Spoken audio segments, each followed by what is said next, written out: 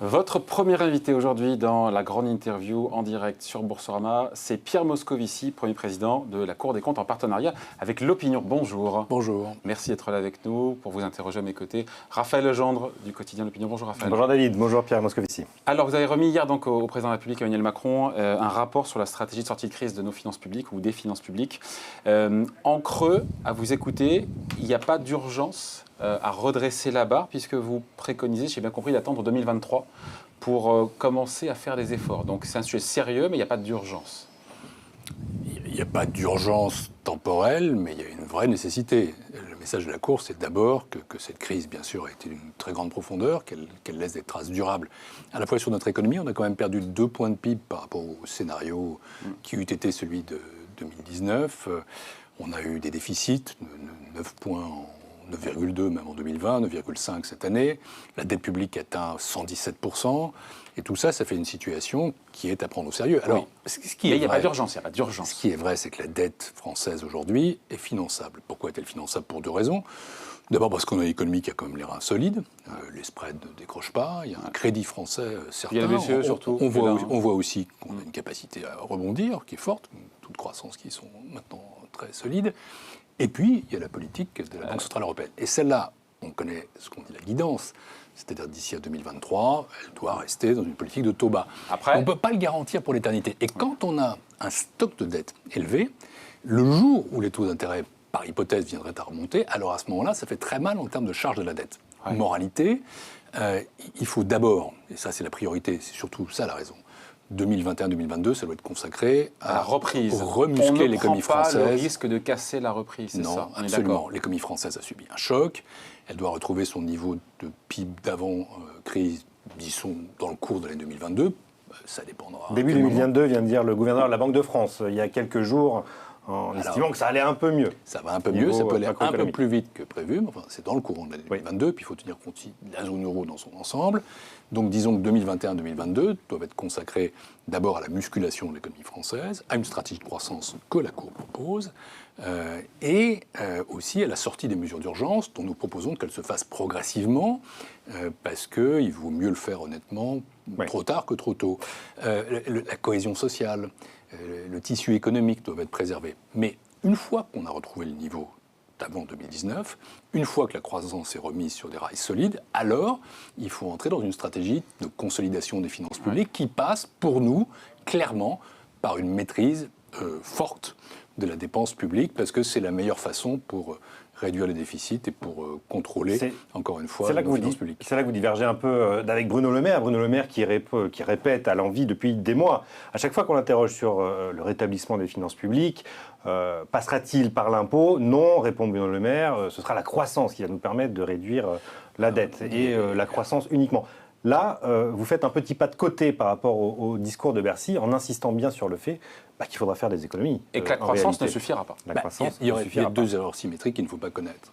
La première, ce serait de dire que la croissance ne sert à rien et ce serait un message austéritaire du style voilà, la crise est finie, maintenant on met un coup de patin, un coup de frein, ça c'est ce qu'on a fait en 2008-2009, on connaît le résultat, ça met l'économie en basse pression et nous ne pouvons pas nous le permettre. Donc il faut une stratégie de croissance et de ce point de vue-là, je n'ai pas de commentaire à faire, ou alors on y reviendra sur le plan de relance. Disons que les grands axes sont connus. C'est d'abord l'investissement dans l'innovation, dans la recherche, dans l'industrie qui n'est pas totalement rétablie, dans les compétences. C'est la transition numérique, c'est la transition durable.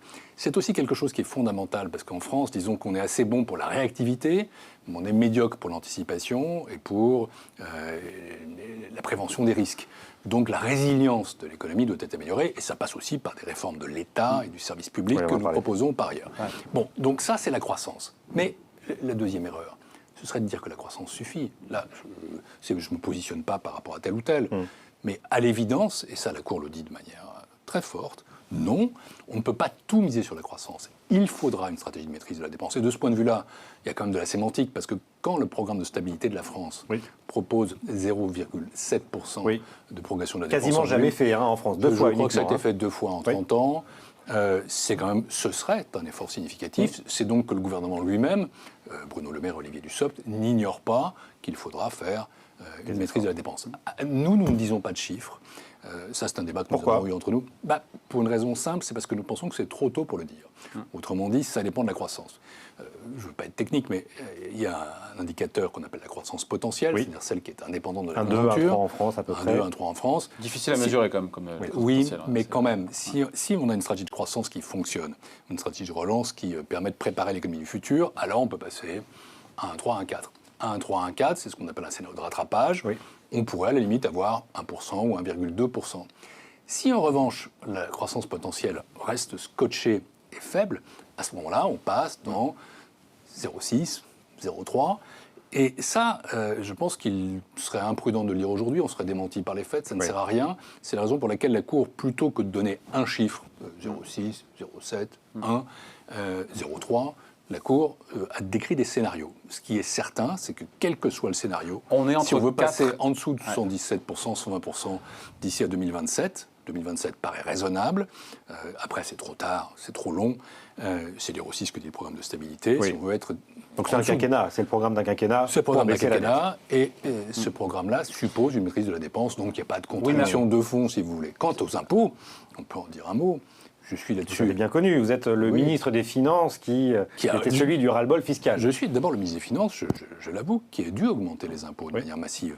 Et là, on voit bien les erreurs à ne pas commettre. Pourquoi est-ce que nous l'avons fait? Pardon de revenir dans ce passé lointain, qui n'a pas été très agréable, ni pour nous, ni pour les Français. C'est parce que quand vous arrivez aux responsabilités, que vous avez 5% de déficit et 0% de croissance, si vous voulez rentrer dans les clous des règles qu'il faudra changer, les règles européennes, les règles européennes, à ce moment-là, vous êtes obligé de procéder soit par une baisse brutale des dépenses, soit par une hausse des impôts. C'est le choix des impôts qui a été fait. C'est ce qu'il faut éviter. Ça s'appelle l'austérité. Et c'est la raison pour laquelle j'ai l'année suivante dit ras-le-bol fiscal, parce que j'avais la sensation qu'une fois ça allait, deux fois bonjour les dégâts. Et je le dis, on peut toujours agir par l'impôt. Il y a des raisons d'efficacité, il y a l'envie d'inciter les acteurs économiques à investir, avec le niveau de prélèvement obligatoire. Il y a l'équité, mais on a quand même un niveau de prélèvement obligatoire qui est à 45%, on a une acceptabilité de l'impôt qui est faible. On a un maniement de l'impôt qui est souvent maladroit, parce que ce que j'observe quand je regarde les 20 dernières années, c'est qu'on a souvent eu tendance à faire de l'impôt en basse conjoncture. Le résultat, c'est que ça tasse encore la croissance et donc aussi les recettes. On a fait souvent des baisses d'impôts en haute conjoncture. Le résultat, c'est qu'on creuse le déficit et qu'on n'améliore pas la croissance. Et là, par exemple, si nous disons qu'il y a une stratégie de consolidation des finances publiques, de maîtrise de la dépense sérieuse, pas trop dure, mais sérieuse à faire, on ne peut pas se permettre en plus une politique de baisse des impôts et on ne peut pas attendre d'une politique de hausse des impôts quelque chose qui soit massif. Autrement dit, ce que la Cour dit, c'est oui, le levier fiscal existe, mais il faut qu'il soit utilisé de manière équilibrée. Une hausse doit être compensée par une baisse par une hausse. C'est pas là la réponse principale au défi qu'on se pose. Il y a la question du timing. Il y a la question du timing, encore une fois, sur cette consolidation. Et le gouverneur de la Banque de France nous a dit que le temps était clairement venu de sortir du quoi qu'il en coûte. Pour vous, on peut encore attendre. Lui, il dit le temps est venu, donc c'est maintenant. Vous vous dites on attend 2023 pour ne pas casser la croissance. Non, d'abord, on a déjà commencé à sortir de certaines mesures. On doit continuer à le faire, on va le faire. Mais il y a des choses qu'on sait. Par exemple, on est passé à un dispositif plus pérenne en matière de chômage partiel. Il faut éviter de mettre des hommes et des femmes dans la difficulté trop tôt. Deuxième exemple, il y a des secteurs qui vont continuer à avoir besoin de bénéficier d'aides. Il faudra identifier lesquels. Il faudra prendre le relais aussi des PGE progressivement par des produits financiers. Et donc nous disons, oui, le quoi qu'il en coûte, il faut en sortir, mais sortons-en progressivement, sans d'un coup laisser notre économie et notre société à découvert ou vulnérables. Donc prenons le temps de le faire, ce qui est d'ailleurs là aussi convergent avec ce que dit François. Dans vos trois scénarios de sortie de crise, le déficit public navigue entre 4 et 6%. Est-ce que c'est vraiment grave quand on voit que les Américains sont à 15 et ont plus de croissance que nous? Ça pose la question des règles européennes. Je pense qu'il faut arrêter de raisonner uniquement en termes de critères de déficit ou de critères de dette. Autrement dit, ce débat doit être posé. C'est la charge d'intérêt. Je pense qu'il doit être résolu d'ici à 2022. Pourquoi fin 2022? Parce que c'est le moment où on mettra fin à la suspension, au gel du pacte de stabilité et de croissance. Et il faut derrière avoir des règles qui soient plus simples. Et pour moi, la règle plus simple, c'est une règle qui est une règle non pas de déficit ou de dette, même si ça doit rester des modes opératoires. Au fond, avoir 3%, c'est simplement le résultat de la maîtrise de la dépense. Donc il ne faut pas le prendre comme un alpha et oméga. Ce sont des glissières de sécurité pour éviter de tomber dans le décor budgétairement. Et ça, je pense que ça doit rester et qu'on doit effectivement aller Donc vers on garde 3%. des encres quand même. On garde des encres, on garde des boussoles, même les 60%, même si je ne le verrais pas de mon vivant si je vivais encore 30 ans devant moi, probablement. 60% de dette publique, mais comment Si vous faut-il le verrez faire en Allemagne. Mais plus de la moitié de l'Union européenne, 14 pays sur 27, ont une dette égale ou inférieure à 60%. C'est la raison pour laquelle il faut absolument maîtriser notre dette. Ouais. On ne peut pas avoir une zone euro. Je dis c'est un impératif de souveraineté pour nous que d'avoir une dette qui baisse. C'est aussi un impératif de stabilité pour la zone euro. Pensez que les 3 principales économies de la zone euro, l'Allemagne près de 160, la France près de 120, l'Allemagne à 70. On ne peut pas vivre éternellement comme ça, donc il va falloir faire un mouvement qui soit au moins un mouvement de convergence. Et plus vous avez de dette, plus vous êtes obligé d'avoir une stratégie de finances publiques qui soit prudente. Je ne dis pas austère, je dis prudente ou vigilante. Alors, je reviens sur la règle. Pour moi, la bonne règle, c'est une règle de dépense. C'est-à-dire qu'il faut avoir une règle de dépense qui distingue bien d'ailleurs l'investissement et le fonctionnement, qui priorise pourquoi on ne regarde l'investissement. pas la charge d'intérêt rapportée au PIB? Parce qu'une dette ne se rembourse pas, elle est reportée à chaque fois. Ce qui est important, c'est que la charge d'intérêt soit supportable et on est au plus bas. Votre scénario dans le rapport, c'est entre 1 et 1,8, ce qui est pas démentiel. Non, c'est pas Ça démentiel. coûterait quand même beaucoup plus cher. On était à moins 0,13 l'année dernière pour la première fois, en taux négatif sur toute l'année. Grimper de 2 points coûterait quand même plusieurs milliards d'euros chaque année Grimper d'un à la point France. coûterait à peu près 3 milliards et coûterait à 10 ans 30 milliards. C'est même pas négligeable. C'est pas négligeable, mais c'est pas non plus dramatique.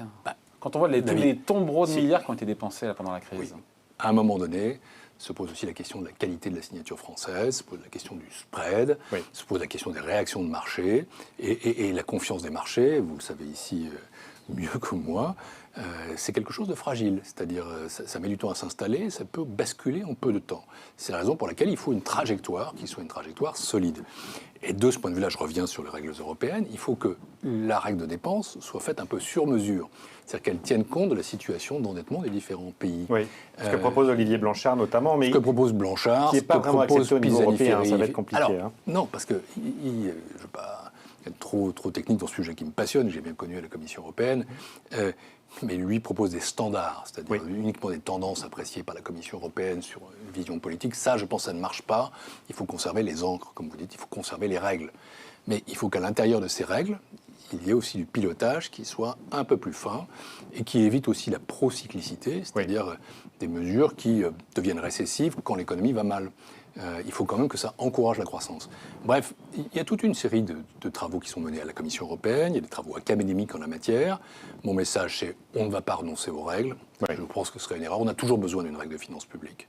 Sans règle de finances publiques, effectivement. Les Allemands ne sont pas prêts de toute façon. Il y a des facilités, des souplesses dans les règles existantes. Voilà. Utilisons-les. Pensez à ces 14 pays qui, eux, disent nous avons fait les efforts. Regardez ce qui se passe chez d'autres, donc c'est pas possible de faire comme ça. Mais il faut qu'on trouve un compromis là-dessus, absolument. Sur les taux bas, pour vous est-ce que vous comptez sur une nouvelle décennie de taux bas? C'est-à-dire, est-ce qu'on a 10 ans pour engager le travail et profiter de cet instant pour repousser, enfin en tout cas pour profiter de ce timing pour consolider nos finances publiques? Ou est-ce qu'on risque de se faire piéger? Est-ce que ça serait une erreur de politique économique que de se dire finalement, malgré tout, les taux vont rester bas au-delà de 2023 a priori, on ne va pas se retrouver avec 5% de taux à 10 sur le 10 ans français. Est-ce qu'encore une fois, il n'y a pas de rush? Est-ce que c'est une erreur de politique économique que de trop attendre? Nous avons choisi un schéma intermédiaire. Certains proposent de refaire de la maîtrise de la dépense tout de suite. Nous disons plutôt 2023 pour démarrer la consolidation après que l'économie française se soit rétablie, l'économie européenne se soit rétablie. Bon. Mais nous disons aussi que la trajectoire de la dette doit s'inverser en 2027. C'est plutôt que d'autres. Le rapport de la commission Arthuis, par exemple, disait 2030. Moi, je dis que 2030, c'est trop loin. C'est trop loin. C'est trop loin pour 2 raisons. D'abord parce que si nous disons 2030, d'autres auront fait avant. Et à ce moment-là, il peut y avoir dans la zone euro des tensions assez fortes. Je note que les programmes de stabilité de l'Espagne, de l'Italie, je ne parle pas de l'Allemagne, envisagent une baisse de la dette assez rapide, ce qui n'est pas le cas du scénario français.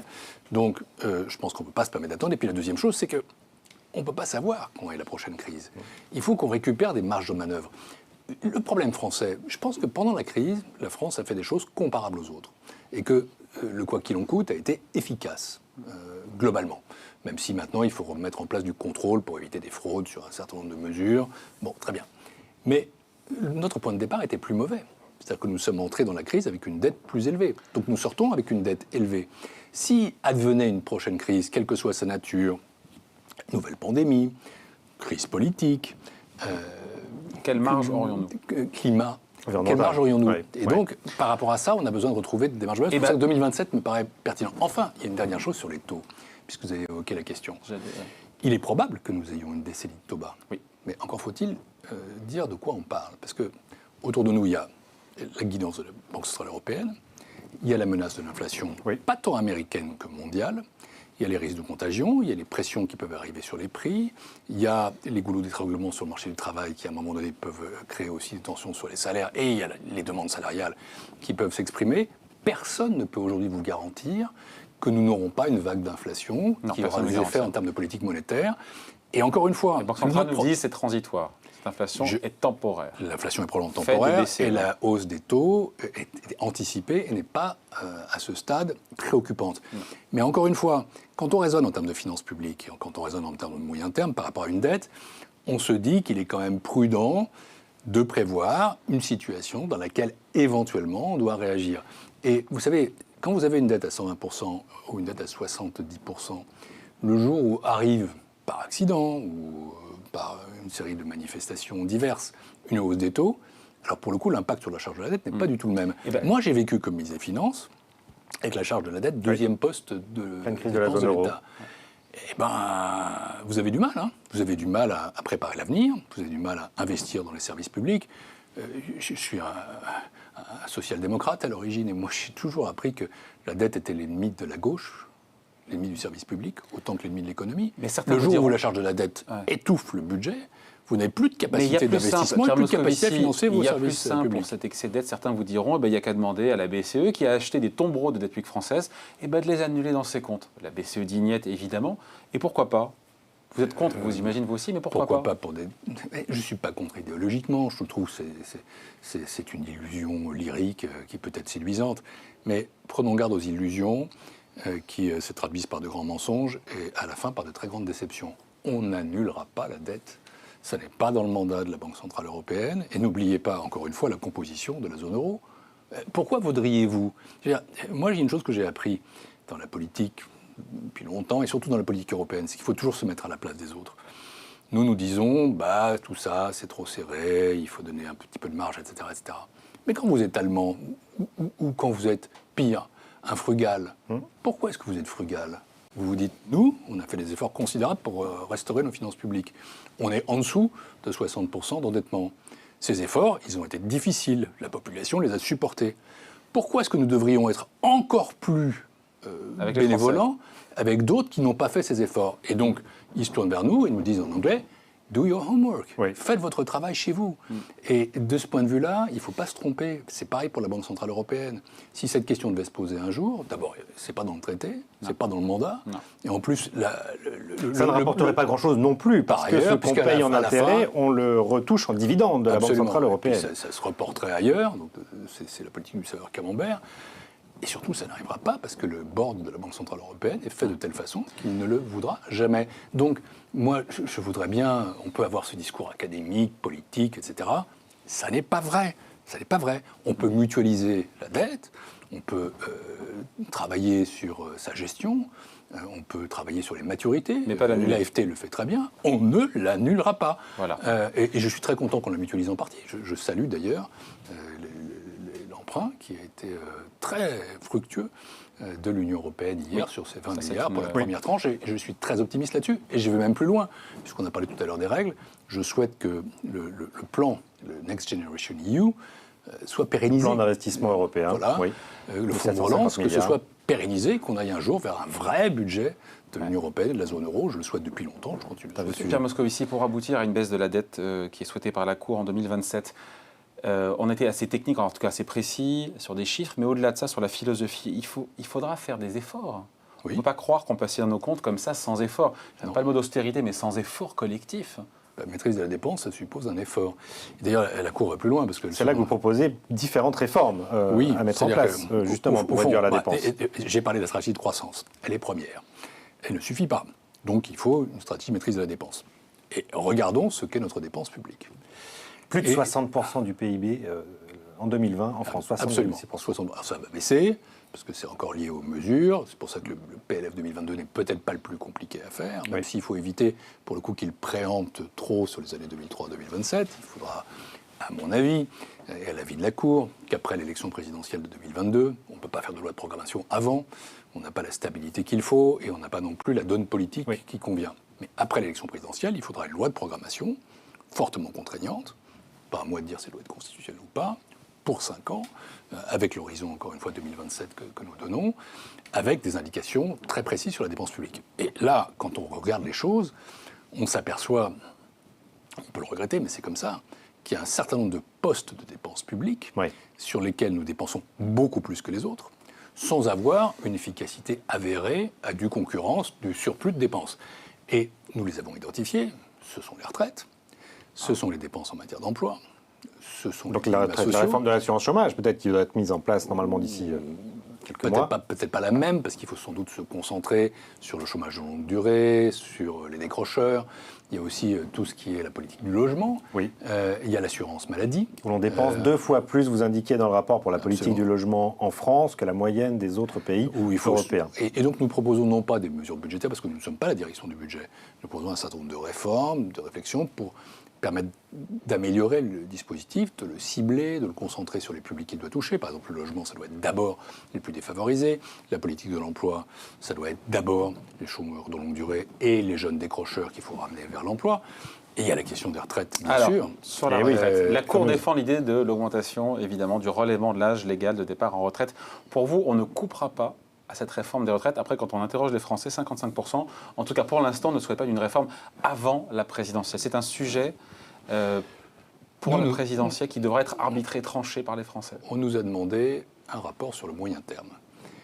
Et on nous a demandé quels étaient les facteurs qui pouvaient permettre un rétablissement de l'équilibre structurel des finances publiques. Disons-le, une réforme des retraites est sans aucun doute nécessaire. Pourquoi ?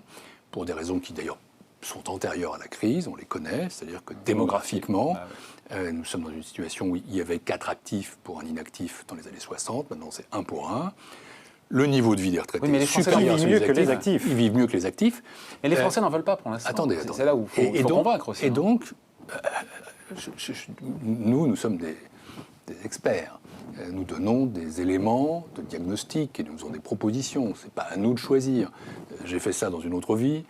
C'est le politique qui doit décider et c'est le peuple qui doit trancher, toujours. Et ça, je suis totalement respectueux du débat démocratique, mais le rôle de la Cour des comptes, c'est d'éclairer les données du débat. Alors, si je continue, je dis, nous pensons que, nous ne pensons pas, nous affirmons que l'équilibre du système de retraite n'est pas garanti de façon pérenne sur le plan financier. Il faudra faire quelque chose. Alors quoi ?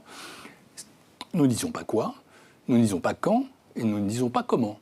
Nous disons qu'une réforme est nécessaire. À l'exécutif maintenant de se saisir du sujet, nous faisons simplement un certain nombre de remarques. D'abord qu'il y a des voies qui sont plus compliquées que d'autres. Baisser le niveau des pensions ne me paraît pas extraordinairement réaliste et acceptable. Et donc on se retrouve ramené en effet plutôt vers les mesures qui travailler plus ou à la durée de cotisation. De plus en plus. Mais même si on fait ça, il faut prendre en compte les carrières longues, il faut prendre en compte la pénibilité, il faut prendre en compte des impératifs d'équité.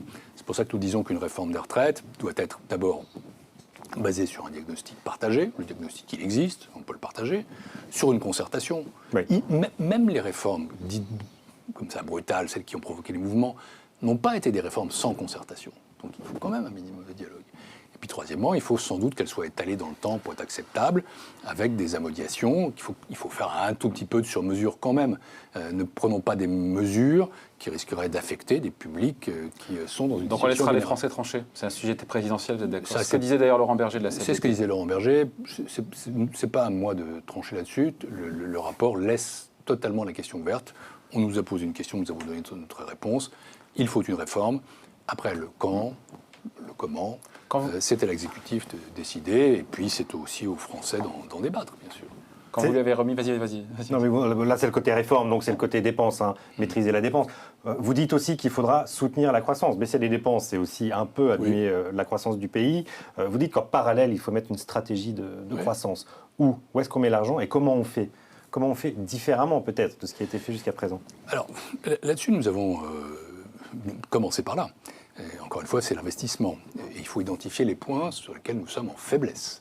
Et il y a d'abord l'innovation, il y a la recherche, sur laquelle nous sommes trop faibles. Et on l'a vu, y compris pendant la crise, sur un certain nombre de facteurs. Enfin, je veux dire, je suis la recherche sur le vaccin, par exemple. Je suis vacciné comme beaucoup de Français aujourd'hui. AstraZeneca. Mais c'est dommage qu'il n'y ait pas de vaccin français. Enfin, nous sommes le pays de Pasteur. Et j'attends le vaccin de Sanofi avec beaucoup de confiance. Mais enfin, c'est un peu rageant d'une certaine façon. Et donc, il y a de la recherche, il y a l'industrie. L'industrie où des mesures ont été prises qui commencent à faire effet, mais on a quand même besoin de reconquérir notre souveraineté industrielle davantage. Il y a les compétences. Il y a tout ce qui est transition durable. Il faut donc notamment trancher des débats fondamentaux sur les transports ou sur l'énergie. Dans les quelques mois qui viennent, on aura l'occasion d'en parler. Il y a la transition numérique, celle du privé et celle du public. Et il y a ce que j'appelais tout à l'heure la résilience. Est-ce que tout ça ne pourrait pas faire l'objet d'un deuxième plan de relance dont on parle beaucoup, qui est assez débattu entre l'Élysée et Bercy en ce moment? Ça fera l'objet d'un deuxième rapport de la Cour. C'est-à-dire que, de ce point de vue-là, vous savez, nous ne sommes pas, une commission. Nous sommes une juridiction. Et donc, nous nous appuyons sur des travaux qui sont toujours basés sur des analyses étayées. Nous avons, je dirais, commencé, mais nous poursuivons un travail sur les réformes structurelles. Donc la Cour n'a pas fait son avis sur l'utilité ou pas d'un deuxième plan de relance? Non. Vous-même, à titre personnel, n'avez pas d'avis là-dessus? Si. On va d'abord faire un rapport sur le plan de relance pour le Sénat d'ici à la fin de l'année. On va faire un rapport sur les réformes structurelles. Donc je vous annonce qu'on continue à travailler là-dessus. Ce rapport n'est pas un one-shot pour nous. C'est le début d'une approche, je dirais, où on est plus exhaustif, où on fait plus d'économies aussi. On intègre davantage l'évaluation de politique publique. Mais sur le plan de relance, si tout de même il y a des réflexions de la Cour qui le concernent, le plan de relance, c'est une enveloppe de 100 milliards d'euros. Il y a le plan de relance européen qui commence seulement, puisque la première tranche d'emprunt a été... un peu plus de 5 milliards pour la France, devrait arriver assez rapidement. Dans les prochaines semaines. Que la croissance est quand même à un niveau significatif, 5%, 5,75%. Donc je ne pense pas qu'il y ait besoin d'un deuxième plan de relance. Après, on peut décider de financer des investissements ciblés ici ou là. C'est d'ailleurs comme ça qu'on commence à l'appeler au sein de l'exécutif, un plan d'investissement. C'est autre chose qu'un plan de relance. C'est un plan d'investissement ciblé, et ça, il faudra se prononcer sur pièce. Ça va être de l'argent en plus, tout ça. Combien elle va nous coûter, cette crise, au final? Est-ce que la Cour est capable de chiffrer le coût de la crise? Et est-ce qu'on a fait plus ou moins que nos voisins européens? On n'a pas fini, donc on fait... C'est à la fin de la foire qu'on compte les vaches. Il ne parle pas que des vaches, d'ailleurs, disait Chirac. Donc attendons la fin de tout ça.